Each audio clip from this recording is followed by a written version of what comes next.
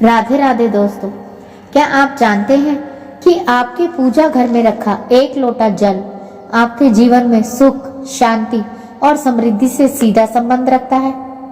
लेकिन कई लोग इस जल से जुड़ी 3 बड़ी गलतियां करते हैं जिनसे माँ लक्ष्मी घर से रूठ जाती हैं। तो आइए जानते हैं इसका सही कारण और सही नियम क्या है।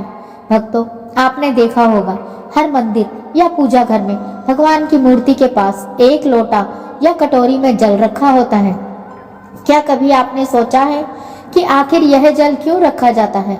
दरअसल जीवन जल ही है और जैसे मनुष्य बिना जल के अधूरा है, वैसे ही पूजा बिना जल के अधूरी मानी जाती है। भगवान को जल अर्पित करना उनकी सेवा का प्रतीक है।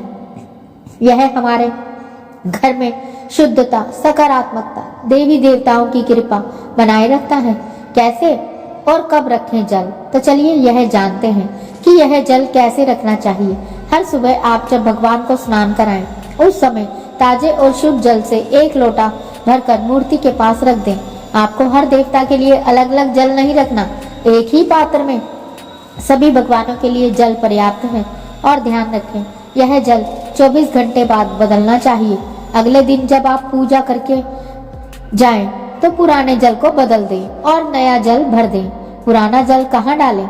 अब सवाल यह आता है कि पुराने जल का क्या करें? तो याद रखें, पुराने जल को किसी पौधे, वृक्ष या बहते हुए जल में ही अर्पित करें। लेकिन तुलसी जी के पौधे में यह जल बिल्कुल ना डालें, क्योंकि यह जल सभी देवी देवताओं को अर्पित किया जाता है, जिसमें शिव जी, गणेश और अन्य देवताओं भी सम्मिलित हैं।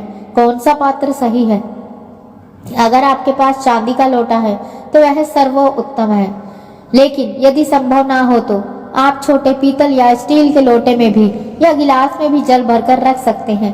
ध्यान रखें कि पात्र साफ हो और पानी ढक कर रखा जाए ताकि उसमें कोई कीड़ा या धूल ना पड़े। लाभ और अंतिम संदेश जानते हैं।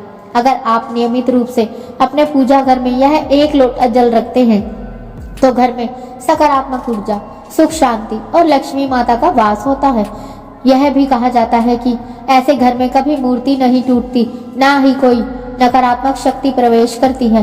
तो भक्तों, अगर आपके ने अभी तक यह नियम नहीं अपनाया है तो आज से ही अपने पूजा घर में यह पवित्र लोटा जल स्थापित करें। आप देखेंगे कि आपके जीवन में स्वतः ही सुख, शांति और समृद्धि का प्रवाह होने लगेगा।